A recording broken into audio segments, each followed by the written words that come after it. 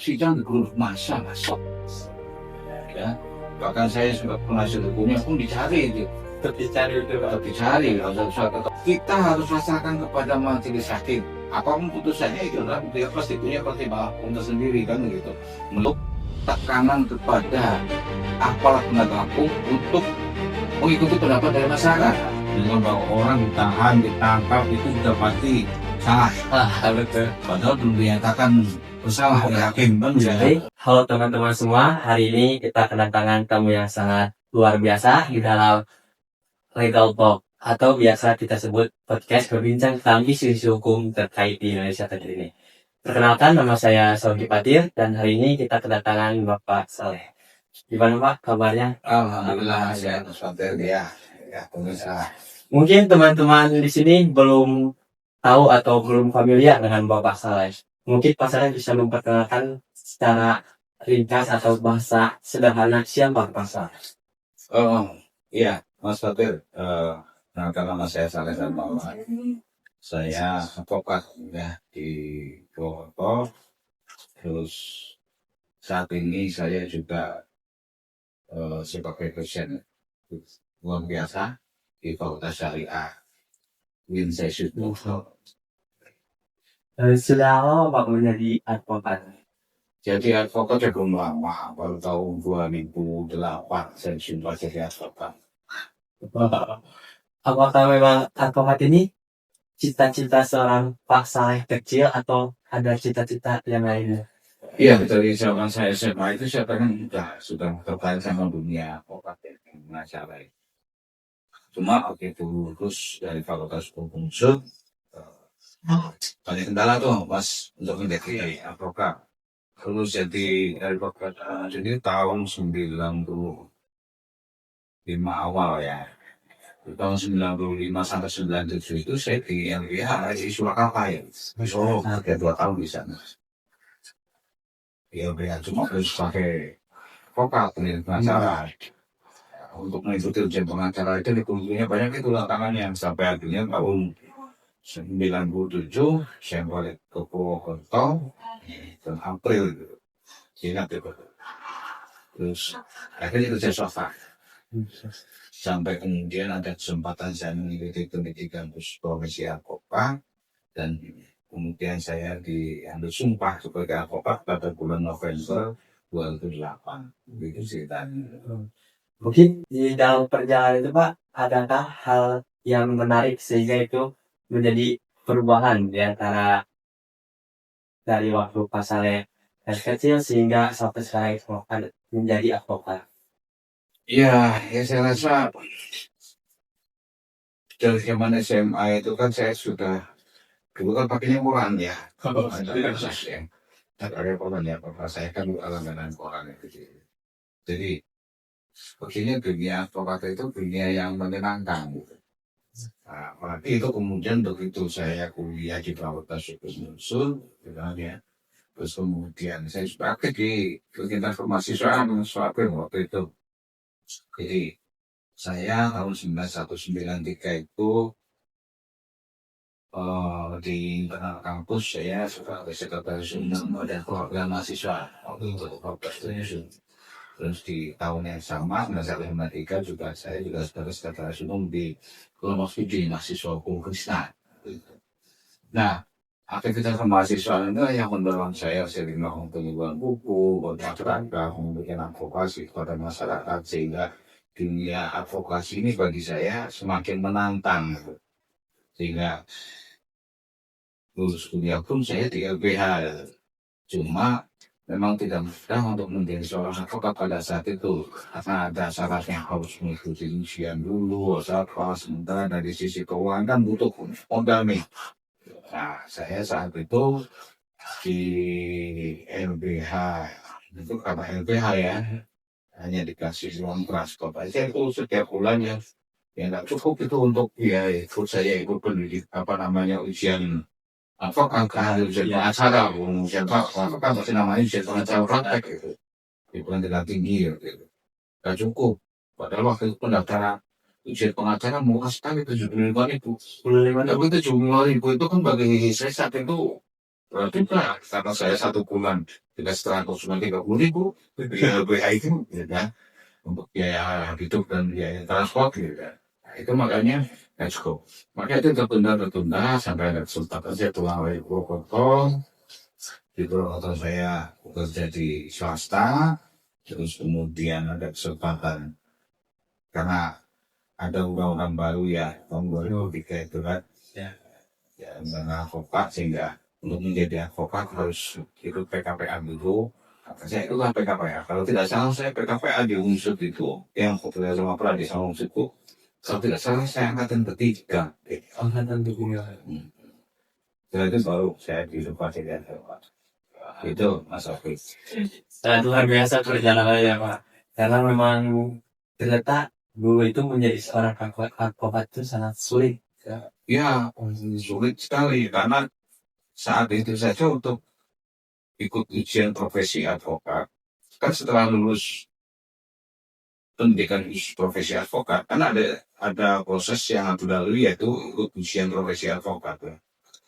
Waktu itu kami ujian di Semarang, Mas. Jadi ada 48 orang berangkat ke Semarang dari Purwokerto ikut ujian. Yang lulus berapa? 8. Dari 40 orang itu yang lulus 8 orang, termasuk saya. Alhamdulillah saya lolos. Jadi 40 nggak lulus dulu kan. Itu ketat sekali gitu. Dan di antara 8 orang yang lulus itu ada yang sudah 3 bahkan 4 kali ujian profesi advokat baru lulus. Jadi memang nggak mudah untuk menjadi advokat saat itu ya, perjuangan luar biasa. Karena ketatnya seleksi ya, untuk menjadi advokat itu supaya tujuan menjadi advokat sebagai profesi yang terhormat atau visi Nobel itu memang bisa diwujudkan. Sangat menarik dari Jawa. Mungkin kita langsung lihat karena pembahasan dari tadi kan Bapak telah menerangkan bahwasanya memang panjang dari advokat dari tahun ke tahun. Pasti sekarang juga antara hukum itu bersifat berkembang dan pasti juga masyarakat itu pun berbeda-beda. Nah, dari fenomena yang sekarang seringkali kita itu terjadi kesalahpahaman Pak antara penegak hukum itu bersama masyarakat, dan di mana seringkali itu baru ditetapkan menjadi tersangka tapi masyarakat sudah tidak terima, entah alasannya itu orang baik atau bagaimana. Menurut pandangan Bapak, apakah memang itu hal normal apa bagaimana Pak? Ya, saya pikir Mas Oki. Memang paradigma penegak hukum di Indonesia ini termasuk yang dinamis ya. Dinamis luar biasa. Termasuk juga sikap hukum atau budaya hukum masyarakat Indonesia. Makanya kalau kita lihat, kita mau lihat penegakan hukum, kita pakai teorinya Lawrence Hamilton itu. Ya, hukum itu penerapannya itu dibangun kepada 3 hal. Satu ada legal substance, ada legal culture, legal structure, dan legal culture. Ya, ada sistem hukum, ada struktur hukum, dan ada budaya hukum. Nah, tadi kaitannya dengan apa yang disampaikan oleh Mas Oki, ya, tentang bagaimana masyarakat kadang-kadang a priori gitu kan, dengan bahwa orang ditahan, ditangkap itu sudah pasti salah. Padahal belum dinyatakan bersalah oleh hakim kan misalnya. Nah, ini legal culture. Nah, sebenarnya ini adalah tantangan sendiri bagi para penegak hukum, khususnya di kampus nih. Ya, bagaimana masyarakat itu dibebani atau dibebani masyarakat itu diberikan pemahaman bahwa orang ditahan di sini oleh polisi pada itu legal saya pada dulu dia bisa. Karena beberapa fakta nyatanya beberapa perkara ada juga ditahan itu dapat ya tapi bebas tidak bisa dibuktikan dengan maka legal culture ini juga penting untuk bisa dipahami masalah. Saya belum pernah alami sekitar tahun 2014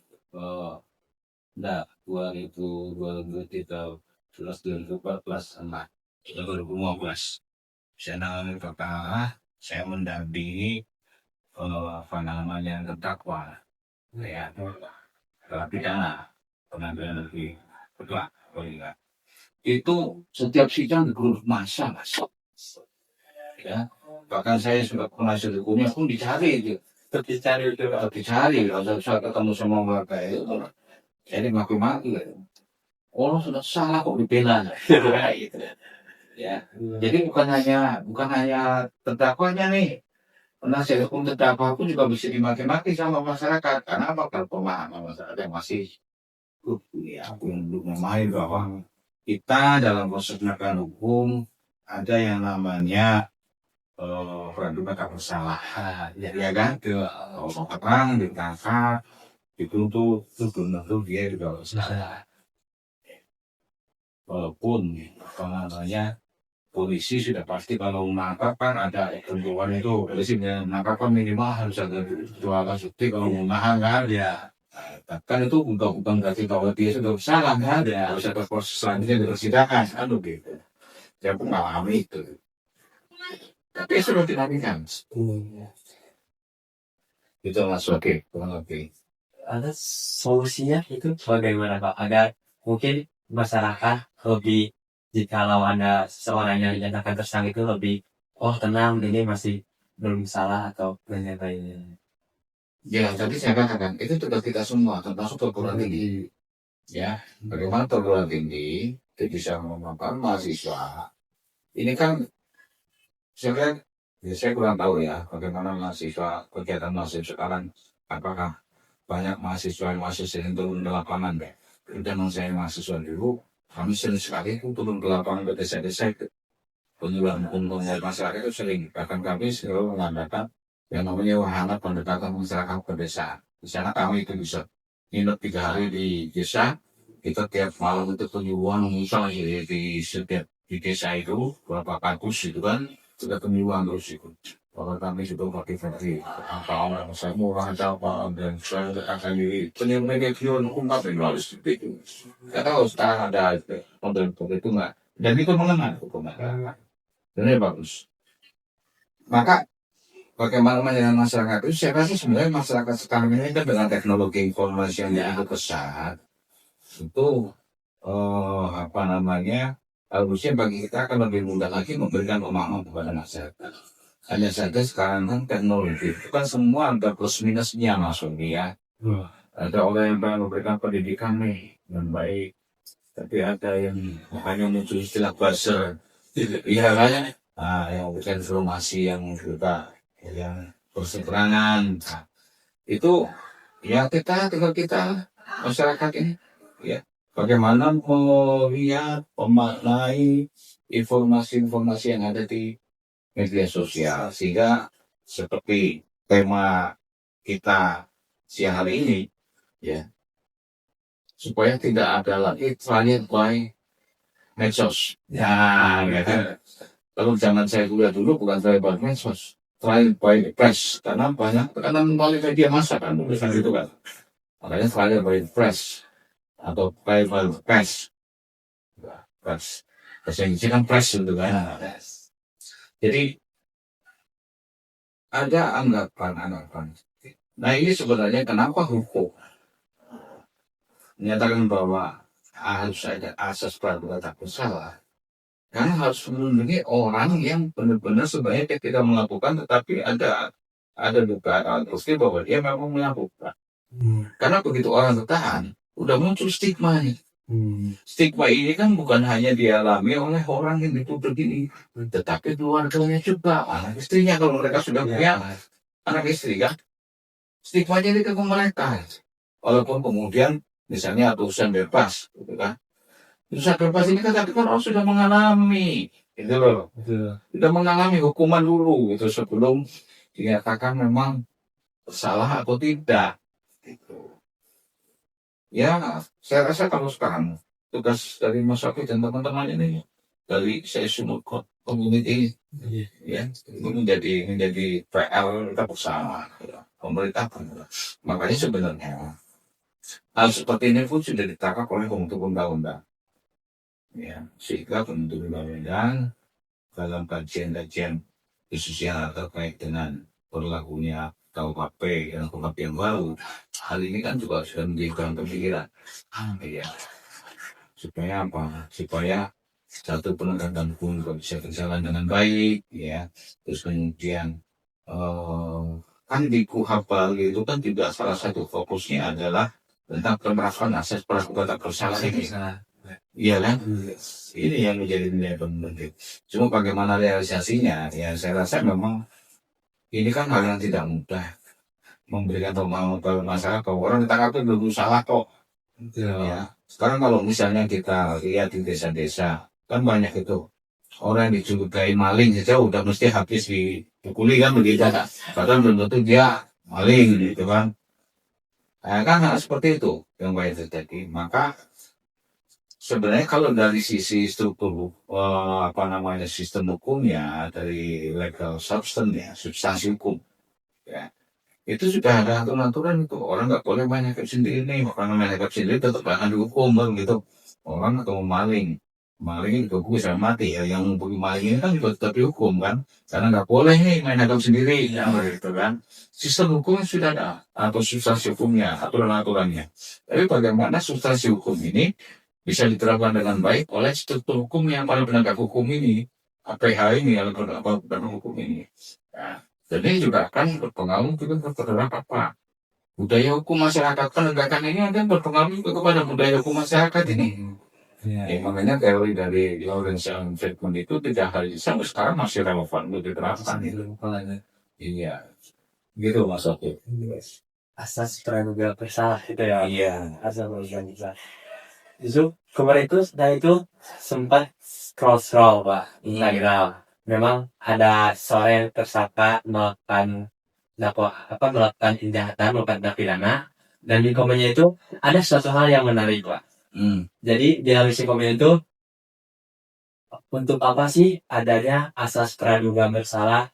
Udah tahu dia itu melakukan kejahatan, nggak mikirin korban, mana keadilan untuk korban, karena terdakwa itu ditutupi mukanya, jadi tidak disiarkan langsung kepada publik. Itu gimana? Iya, itu kan emosi masyarakat ya. Karena kalau konsepnya hukum ya begitu. Orang sepanjang dia belum dinyatakan bersalah, ya maka identitasnya jangan dibuka dulu. Kan gitu. Makanya kalau ini itu ketat sekali itu yang namanya di media itu pers. Ya, ada di sana diberitakan hanya menggunakan inisial, tidak menggunakan nama. Terus kan itu nama muncul tuh. Nggak ada lagi gitu. Terus kemudian wajah juga ditutupi. Itu kan sebenarnya menghindari bahwa belum tentu dia bersalah, gitu loh. Ya kan? Kalau memang dia bersalah ya nggak masalah, tapi kan dia tidak bersalah. Coba bayangkan, kalau orang ini memang ditangkap karena memang bersalah, ya memang sudah risikonya. Tapi kalau orang yang tidak bersalah, sementara sudah disiapkan di media massa, ya kan, di media sosial, itu hukumannya sudah ada itu, ya kan, keluarganya kan terpengaruh gitu. Secara psikis akan berpengaruh kepada anak-anaknya, kepada keluarganya. Ini yang harusnya sebenarnya dihindari, gitu. Walaupun pada prakteknya tetap susah ya. Tapi inilah makanya di dalam KUHP yang baru, ya, itu juga diatur nih bahwa polisi sekalipun dalam melakukan katakanlah presilis terhadap itu kan juga ada pembatasan, tidak boleh kungkar itu.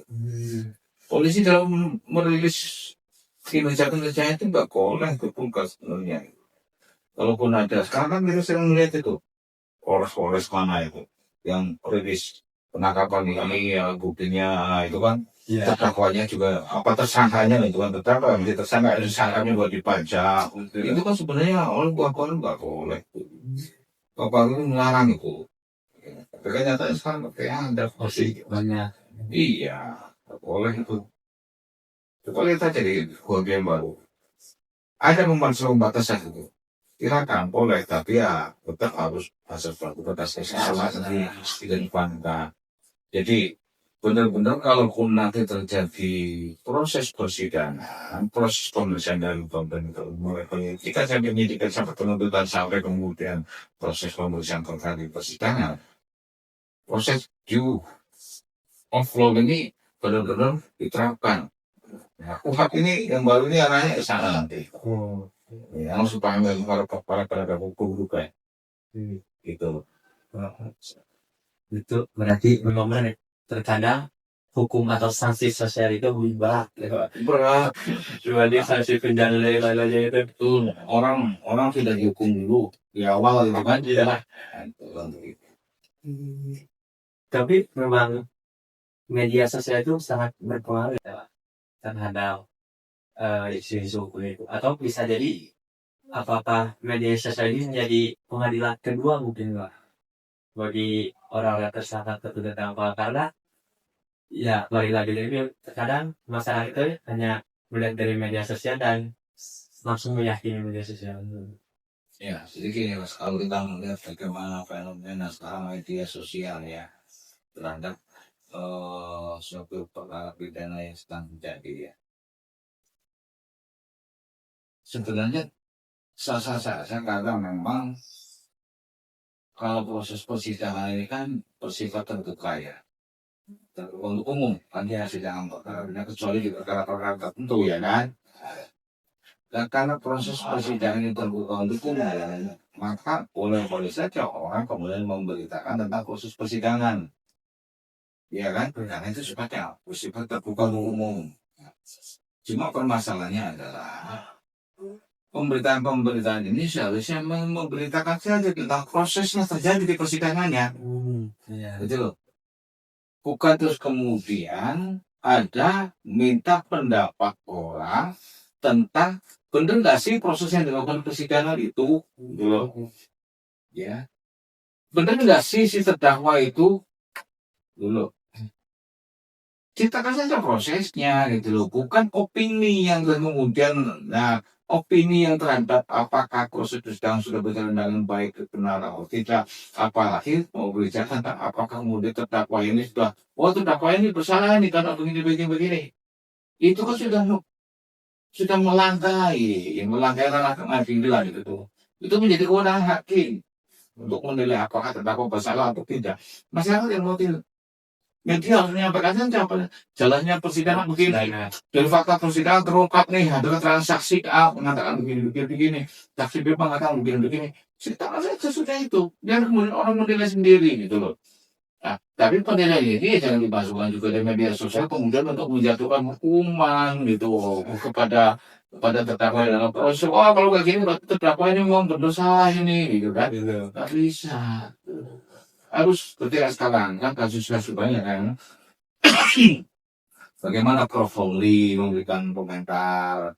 Makanya waktu masuk aktivitas saya di podcast ini untuk berbicara tentang peristiwa perkara yang sedang jalan, saya nggak dalam keadaan kapasitas seperti itu gitu loh, ya kan. Tapi kalau bicara umum, oke. Tapi kalau saya bukan PH-nya, bukan penasihat hukumnya, kecuali saya jadi penasihat hukumnya, saya punya nih berdasarkan surat kuasa yang ada di saya kalau saya diberikan kewenangan atau kuasa untuk menyampaikan ke media sosial, saya sampaikan karena saya sebagai penasihat hukumnya gitu. Tapi kalau saya berkomentar tentang perkara yang tidak saya tangani, saya nggak etis, saya nggak mau. Kecuali dalam ranah diskusi di kelas ya, antara mahasiswa dalam mata kuliah yang berkompeten, yang bersinggungan, yang bersangkutan, oke kita bahas tadi dalam rangka ilmiah gitu. Tapi kalau dalam rangka kemudian di media sosial benar-benar enggak, karena saya nggak mau mencampuri gitu. Orang sarjana hukum pemikirannya bisa, makanya ada orang bilang bahwa kalau ada dua sarjana hukum ngobrol berdebat untuk bicara, maka muncullah 3 pendapat, kan begitu? Kan begitu? Bahasanya kan dua sarjana hukum berdebat muncul 3 pendapat. Kenapa? Kita sarjana hukum ini nggak pasti sama. Kuliah di tempat yang sama, dosennya sama pun akhirnya pemikirannya juga bisa berbeda dan kan begitu. Itu Mengenai berarti memang dalam rangka menciptakan bunyian ini itu dibutuhkan memang peran-peran dari media, masyarakat, bahkan praktisi hukum. Jadi tidak hanya soal terus praktisi hukum saja, tapi masyarakat pun turut andil ya Pak untuk menciptakan hukumnya. boleh. Itu yang namanya legal concern tadi dikatakan. Tetapi ya peran aktif dari masyarakat dalam menegakkan hukum ini tidak dalam bentuk tekanan kepada aparat penegak hukum untuk mengikuti pendapat dari masyarakat. Ya contoh misalnya begini, ada satu perkara yang bersidang pada saat keputusan masyarakat langsung kemudian demo gitu kan. Ya demo itu tujuan adalah menekan hakim supaya hakim membebaskan terdakwa misalnya. Nggak bisa seperti itu gitu. Kita harus rasakan kepada majelis hakim. Apapun putusannya itu adalah dia pasti punya pertimbangan untuk sendiri kan gitu. Melihat dari fakta-fakta yang terungkap di persidangan. Kan, dari fakta-fakta persidangan berdasarkan alat bukti, ya kan, alat bukti yang ada. Coba dia membayangkan hakim bahwa oh iya terdakwa bersalah, oh iya terdakwa tidak bersalah. Kan gitu. Karena kalau berbicara tentang dalilnya jaksa, dalilnya penasihat itu belum jelas berbeda sekali. Jaksa ngomongnya bersalah terus gitu. Kalau penasihat aku ngomongnya ya nggak bersalah terus kan begitu. Ya kan? Ya. Inilah kan yang harus netral melihat kepada fakta atau persidangan dari alat bukti yang ada. Dan masyarakat nggak bisa itu intervensi di situ. Boleh masyarakat komentar. Karena sekarang kan banyak di media sosial ini.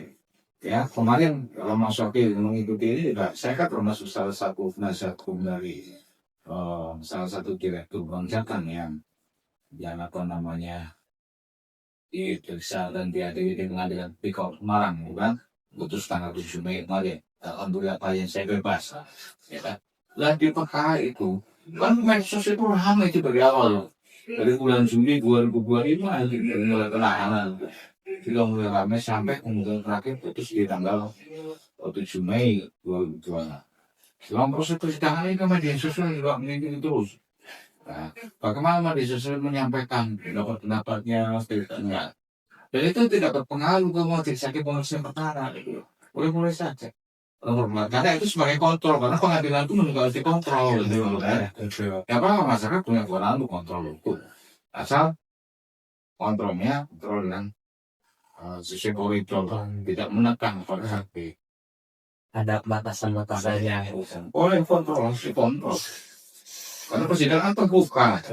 Ya kan boleh diketahui orang gitu kan. Cuma kan nggak boleh orang karena terbuka tuh kemudian dia kontrol ya. Dia kemudian apa namanya intervensi kan. Intervensi nggak boleh.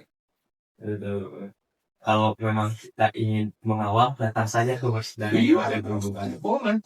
Mau berpendapat di media sosial pun boleh gitu kan. Tetapi seyogyanya berpendapat di media sosial pun juga harus menggunakan logika, menggunakan dasar yang kuat, gitu. Sehingga tidak asal ngomong kan begitu. Kalau kita orang-orang hukum kan sudah pasti ngerti bahwa kalau kita mau ngomong itu dasarnya apa sih kan begitu kan. Kita akan melihat dasarnya apa yang kita omongkan ini punya dasar enggak, punya dasar hukum yang kuat enggak. Kalau nggak kuat ngapain kita omongkan kan begitu kan. Itu begitu bos. Sangat luar biasa. Mungkin terakhir Pak, closing statement atau harapan Bapak mungkin kepada teman-teman yang ada di rumah bisa menonton sebagai mahasiswa, sebagai penerus untuk hukum yang baik itu, kita itu harus seperti apa? Baik, terima kasih Mas Sutri. Jadi saya juga melalui acara ini juga saya berpesan ya. Mahasiswa sekarang ini kan dikenal sebagai mahasiswa genset ya. Nah, bagi saya kalau mahasiswa genset itu saya akan selalu berbicara tentang apa namanya, mahasiswa jangan menganggap bahwa saya kan genset, maka saya boleh begini-begini dong. Enggak, sangat. Ini salah satu ciri dari genset yang paling menonjol itu adalah kekurangnya sopan santun mas. Itu saja. Etika. Saya pun kemarin juga melepas melakukan makan berdampak. Dan salah satu anggota saya juga ngomong. Kelemahan genset itu dari saya pantau teman-teman yang mahasiswa makan berpapak itu adalah berkurangnya sopan santun. Salah satunya adalah ada kami para advokat kan makan di salah satu kantor di DPC itu lagi. Kaki naik ke kursi juga santai-santai saja. Mahasiswa termasuk ini nih, teman-teman masuk ini, dosen masuk waktu makan, Pak sebentar ya Pak, saya habis makan dulu ya Pak, cuek makan, ya kan? Padahal udah jam kuliah, dosennya harus maklum. Nah ini sebenarnya, nah karena apa saya mengatakan begitu? Ini kan semacam apa namanya kontrol dari diri sendiri yang kurang kuat sehingga tidak memerlukan orang lain. Lah dosen, orang disuruh maklum kepada dia, sementara dia nggak bisa maklum orang lain. Ini bahayanya kayak bisa diri. Maka saya katakan bahwa keberhasilan seseorang itu yang paling menentukan itu adalah attitude. IPK tinggi sekalipun, kalau kemudian attitude-nya jelek, belum tentu dia bisa diterima pekerjaan. Karena perusahaan rata-rata akan melihat juga bukan hanya nilai IPK. Ya, kalau masuk lihat sekarang di medsos itu, IG, TikTok itu, kan banyak tuh drama-drama yang orang mau ngelamar kerja, yang satu membantu pengemis dulu, yang satu ada pengemis dilewati malah dibuang sampah gitu kan. Model-model kayak gitu kan. Itu ternyata apa? Pengemis itu ternyata orang yang mau wawancara itu. CEO-nya gitu kan. Nah, itu kan sebenarnya kalau kita melihat itu kan merupakan kritik sosial itu kepada kita ya kan, bahwa attitude akhirnya yang diterima apa, yang membantu lah, yang nolong lah, bahkan tanpa tes, tanpa dilihat surat lamarannya bisa langsung diterima. Kenapa? Attitude. Maka kembali kepada genset ini, saya ingin pesan dalam masyarakat dan teman-teman, attitude ini sangat penting. Negara kita ini kayak apa kalau masih orang-orang yang aktivis dulu, yang ikut demonstrasi memperjuangkan kepentingan rakyat, ya, pada saat kemudian dia menjabat juga korupsi juga, apalagi yang tidak punya idealisme gitu kan. Kalau dulu kan mereka itu punya idealisme membela rakyat, membela masyarakat, ya kan, membela negara. Pada saat mahasiswa idealis, ya demo, saya juga tukang demo dulu gitu kan. Tapi begitu jadi pejabat, idealismenya hilang. Lah orang yang sudah punya idealisme nanti bisa idealismenya, kalau orang nggak punya idealisme nggak mau apa dulu dari kayak itu. Makanya mulai dari attitude sendiri ya, kalau saya pesan teman-teman khususnya dari teman-teman di saya suhu community ini, mulai belajarlah tentang Indonesia itu dikenal karena sopan santunnya. Indonesia dikenal Bhinneka Tunggal Ika itu kalau tidak ada sopan santun bukan langsung bisa satu. Maka kembali Pak, kesatuan Indonesia dari situ dengan apa namanya bersifat dari empati, berusaha, jangan cuek, karena itu kembali dari attitude ini yang menentukan hasil seseorang. Orang pintar kayak apapun, dulunya tinggi kayak apapun, mungkin dia bisa menerima kerja, tapi dia nggak akan berhasil bekerja. Tapi orang yang baik, ya walaupun juga punya filmnya dari kelemahan-kelemahan, ya dia pasti akan belajar dan dia akan bisa menjadi itu maksudnya. Attitude segalanya. Itu bisa saya gitu. Luar biasa. Terima kasih Bapak atas kehadiran hari ini, sangat luar biasa. Kita belajar tentang bagaimana tadi teori, kita bagaimana cara menyikapi hukum yang berada di masyarakat itu sangat luar biasa. Terima kasih juga atas kesempatan ini. Berarti podcast yang pertama ini. Oh, baru pertama. Saya bayangin. Pertama Spesial ya, tamu spesial Bapak. spesial kali. Oke, terima kasih. Baik, terima kasih Bapak. Sehat-sehat langsung. Oke ya, salam buat teman-teman yang lain. Enggak. Baik, terima kasih teman-teman yang sudah menonton. Ini merupakan episode pertama. Akan ada lagi episode selanjutnya dan membahas isu-isu yang lebih bermanfaat dan lebih juga terkait isu-isu hukum di Indonesia. Wassalamualaikum warahmatullahi wabarakatuh.